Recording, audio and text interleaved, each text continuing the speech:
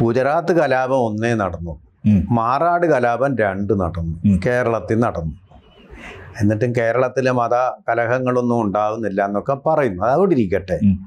ഗുജറാത്ത് കലാപം നിങ്ങൾക്ക് വീഡിയോ രഥമായിട്ട് കൊണ്ടു നടക്കാം. എപ്പോഴും അതിൻ്റെ ഫോട്ടോകൾ കാണിച്ച ആളുകളെ വ്രണപ്പെടുത്തിക്കൊണ്ടേയിരിക്കാം.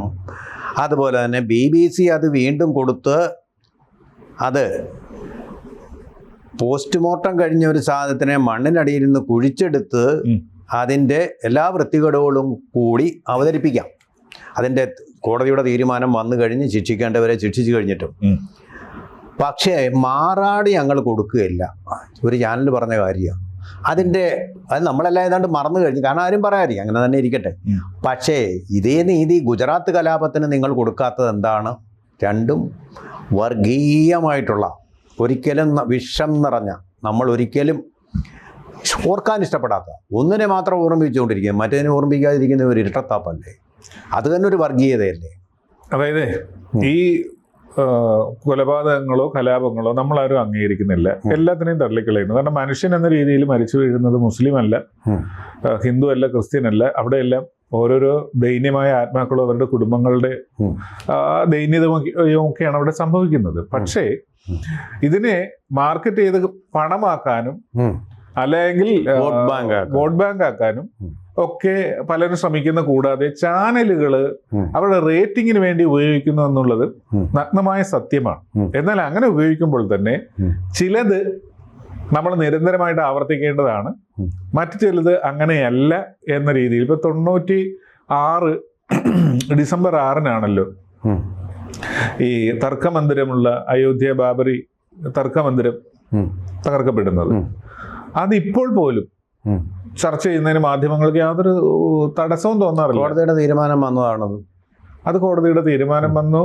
അപ്പോൾ അവർക്ക് ഈ പ്രത്യയശാസ്ത്രം വരുന്നില്ലേ? ജനങ്ങളെ വേർതിരിക്കുന്ന ഒരു കാര്യമാണ്, നമുക്ക് മിണ്ടാതിരിക്കുക. മാറാട് മിണ്ടാതിരിക്കുകയാണെങ്കിൽ അതും മിണ്ടാതിരിക്കേണ്ടതാണ്. കാരണം മാധ്യമധർമ്മമാണല്ലോ പറയുന്നത്. മാധ്യമധർമ്മത്തിൽ ഇരട്ടത്താപ്പ് പാടില്ല. ഇരട്ടത്താപ്പ് ഉണ്ടായിട്ടുണ്ടല്ലോ കുഴപ്പം മാധ്യമങ്ങളുടെ വിശ്വാസ്യതയെയാണത് ബാധിക്കുന്നത്. എല്ലാ മാധ്യമങ്ങളും നിലനിൽക്കുന്നത് ജനങ്ങളുടെ, വായനക്കാരാണെങ്കിലും പ്രേക്ഷകരാണെങ്കിലും ജനങ്ങളുടെ അവരോടുള്ള വിശ്വാസം എത്രമാത്രം ഉണ്ട് എന്നതിനെ ആശ്രയിച്ചാണ്. എന്നാൽ അതല്ലാതെ നിൽക്കുന്നുണ്ട്. ഇപ്പോൾ മലയാളത്തിലെ ചില പത്രങ്ങൾ അവരുടെ ഉൾക്കാമ്പ് കൊണ്ടാണോ നിലനിൽക്കുന്നത്, അതോ മറ്റെന്തെങ്കിലും കൊണ്ടാണോ എന്ന് വെച്ചിട്ടുണ്ട്. മാർക്കറ്റിംഗ് കൊണ്ട് പത്രങ്ങൾ ഒരുപക്ഷെ നിൽക്കുമായിരിക്കും. പക്ഷെ ചാനലുകൾ കുറച്ചുകൂടെ വ്യത്യസ്തമാണ്. കാരണം പത്രങ്ങളിൽ എഴുതുന്നതിലെ ആശയം നമ്മൾ സ്വാംശീകരിച്ച് മനസ്സിലാക്കേണ്ടതാണെങ്കിൽ വിഷ്വൽ മീഡിയ അങ്ങനെയല്ല. അത് നമ്മുടെ കണ്ണുകൊണ്ട് നമ്മൾ കാണുകയാണ്. തലച്ചോറിന് വലിയ പണിയൊന്നുമില്ല. അപ്പോൾ ആ സാധനത്തിൽ കാപട്യം കലർത്താൻ പാടില്ല. ഇപ്പോൾ സാറ് ഉദ്ദേശിച്ചത് സുരേഷ് കുമാർ എന്ന് പറയുന്ന ഏഷ്യാനെറ്റിലെ ഒരു അവതാരകന്റെ വാചകമാണ്. സുരേഷ് കുമാർ പക്ഷം പിടിച്ച് വാർത്തകൾ ചെയ്യുന്നത്, നമുക്ക് ആ വാർത്തകൾക്കിടയിൽ അദ്ദേഹത്തിന്റെ വരികൾക്കിടയിലൊക്കെ പരതിയാൽ എന്തുമാത്രം അദ്ദേഹത്തിന്റെ ഐഡിയോളജി കിട്ടും. അദ്ദേഹം ഒരു തികഞ്ഞ കമ്മ്യൂണിസ്റ്റ്കാരനാണ് എന്നുള്ളത്. അതായത് നമ്മുടെ മാധ്യമ പ്രവർത്തകർ യഥാർത്ഥത്തിൽ മാധ്യമ രാഷ്ട്രീയ തൊഴിലാളികളാണ്. അവര് അവരുടെ യജമാനന്മാർക്ക് വേണ്ടി ജോലി ചെയ്യുന്നു. പക്ഷെ ആ യജമാനൻ മാധ്യമ യജമാനനല്ല കേട്ടോ, പ്രത്യയശാസ്ത്രത്തിന്റെ യജമാനനാണ്. അങ്ങനെയല്ല, അവിടെ അങ്ങനെയല്ലല്ലോ. അവിടെ നേരെ തിരിച്ചാ വരുന്നത്. രാജീവ് ചന്ദ്രശേഖരന്റെ ഉടമസ്ഥതയിലുള്ള ചാനൽ സുരേഷ് കുമാർ പറയുന്നത് അദ്ദേഹത്തിന് വേണ്ടിയല്ലത്. അദ്ദേഹത്തിന് വേണ്ടിയല്ല. അതാണ് പറഞ്ഞത്. രാജീവ് ചന്ദ്രശേഖർ അത് ഉൾക്കൊള്ളുന്ന പാർട്ടി എന്ന് പറയുന്ന ഫാഷിസ്റ്റ് ആണ്, ഹിന്ദു വർഗീയവാദിയാണെന്ന് പറയുന്ന ആൾക്കാർ തന്നെയാണ് അതിനകത്തിരിക്കുന്നത്. മനസ്സിലായോ? അദ്ദേഹത്തിന്റെ പാർട്ടി, അദ്ദേഹമല്ല. അവിടെ ഇരുന്നുകൊണ്ട് ഇത്രയൊക്കെ സ്വാതന്ത്ര്യം രാജീവ് ചന്ദ്രശേഖർ എന്ന് പറയുന്ന BJPയുടെ സംസ്ഥാന പ്രസിഡന്റ് കൊടുക്കുന്നില്ലേ? അതും ഫാഷിസം തന്നെയാണോ? അല്ലെങ്കിൽ അതും വർഗീയവാദമാണോ? ഈ സ്വാതന്ത്ര്യം മറ്റേതെങ്കിലും ഒരു സ്ഥാപനത്തിന്, ഇപ്പോൾ ജമാഅത്തെ ഇസ്ലാമി നടത്തുന്ന സ്ഥാപനത്തിൽ ഇതുപോലെ സ്വാതന്ത്ര്യം ഉണ്ടല്ലോ. അവർ നടത്തുന്ന ഒരു പത്രവും ഉണ്ടല്ലോ, ഒരു ഒരു ദൃശ്യമാധ്യമവും ഉണ്ടല്ലോ. അവിടെ ഇതുപോലെ സ്വാതന്ത്ര്യം കൊടുക്കുന്നുണ്ടോ?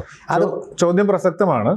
കാരണം രാജീവ് ചന്ദ്രശേഖരന്റെ സ്ഥാപനത്തിൽ നിന്ന് പ്രത്യയശാസ്ത്രത്തിന്റെ യജമാനൻ എന്ന് ഞാൻ നേരത്തെ പറഞ്ഞു.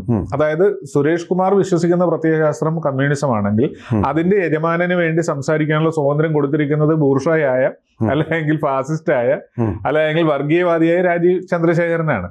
അപ്പോൾ ആ ചന്ദ്രശേഖരൻ ആ പാർട്ടിയിൽ നിൽക്കുമ്പോൾ ആ പാർട്ടിയെ കുറിച്ച് ഇവരുടെ പരിപ്രേക്ഷ്യം ഇങ്ങനെയാണെങ്കിൽ യഥാർത്ഥത്തിൽ ഇത് കാണുന്ന പ്രേക്ഷകരല്ല ഇരട്ടത്താപ്പ് തിരിച്ചറിയുന്നത്. വിദ്യാഭ്യാസമുള്ളവരാണല്ലോ അതെ മലയാളികൾ. അതെ. ഇപ്പൊ വിദ്യാഭ്യാസം എന്ന് പറഞ്ഞാൽ 2 തരത്തിലുള്ള വിദ്യാഭ്യാസം ഉണ്ട് കേട്ടോ. അതുകൂടെ ഉണ്ട്. കാര്യങ്ങൾ കൂട്ടി വായിക്കാനോ പാർട്ടി ക്ലാസ്സുകളിൽ പറയുന്ന മാത്രം ദഹിക്കുന്ന രീതിയിലുള്ള ഒരു സിസ്റ്റമുള്ള ആൾക്കാരുമുണ്ട്. അതല്ല, സ്വതന്ത്രമായി ചിന്തിച്ച് ആശയങ്ങളെ വിവേചിച്ച് മനസ്സിലാക്കി അതിൽ നിന്ന് സത്യവും പതരും എന്താണെന്ന് കണ്ടെത്തുന്ന ആൾക്കാരുമുണ്ട്. അങ്ങനെ നോക്കുമ്പോൾ അവർക്ക് സുരേഷ് കുമാർ പറഞ്ഞതിനോട് യോജിക്കണമെങ്കിൽ അദ്ദേഹം ഗോദ്രയെ കുറിച്ച് പറയണം, മാറാടിനെ കുറിച്ച് പറയണം, അതോടൊപ്പം തന്നെ അയോധ്യയെ കുറിച്ച് പറയണം, ഈ അതിനുശേഷം ഗോദ്രയ്ക്ക് ശേഷം ഉണ്ടായ ഗുജറാത്ത് കലാപത്തെ കുറിച്ച് പറയണം. ഇതിൽ പറയുകയാണെങ്കിൽ എല്ലാം പറയണം, പറഞ്ഞില്ലെങ്കിൽ ഒന്നും മിണ്ടാതിരിക്കണം. അതാണ് മാധ്യമം. മാറാട് ആവർത്തിക്കാതിരിക്കണമെന്ന് തന്നെയാണ് നമ്മളുടെ ആഗ്രഹം. മാറാടിൽ നടന്നത് ഒരു മതത്തിന്റെ ആൾക്കാരുടെ കൂട്ടക്കൊലപാതകം. മാറാട് 2 മാറാട് 1 നടന്നത് കേവലം ഒരു പ്രാദേശികമായിട്ടുള്ള പൈപ്പിൽ നിന്ന് വെള്ളം എടുക്കുന്നതിനെ കുറിച്ചുള്ള തർക്കമായിരുന്നു. അതിൽ നടന്ന കൊലപാതകത്തിൽ മരിച്ചത് 3 ഹിന്ദുക്കളും 2 മുസ്ലിങ്ങളുമാണ്. അതെ, ഹിന്ദുക്കൾ അതിനൊരു പ്രതികാരവും ചെയ്യാൻ പോയിട്ടില്ല. മറിച്ച് മാറാട് 2 നടന്നത് ഹിന്ദുക്കളോട് അതിന് 2 മുസ്ലിങ്ങൾ മരിച്ചു. ഭൂരിപക്ഷം മരിച്ചത് അവിടെ ഹിന്ദുക്കളാണ്, 3 പേര്. ഈ മരിച്ച 3 പേരുടെ സമുദായം ഒരു തരത്തിലുള്ള പ്രതികാരവും ചെയ്യാൻ പോയില്ല. 2 പേര് മരിച്ചവരുടെ അത് ഒരു ജനാധിപത്യ കക്ഷിയായ ഭരണകക്ഷിയുടെ ഭാഗമായിരുന്ന മുസ്ലിം ലീഗിൻ്റെ പ്രതികൾ കൂടുതലും മുസ്ലിം ലീഗിൻ്റെ ഭാഗമാണ്. അത് നമ്മൾ മറന്നുകൂടാ.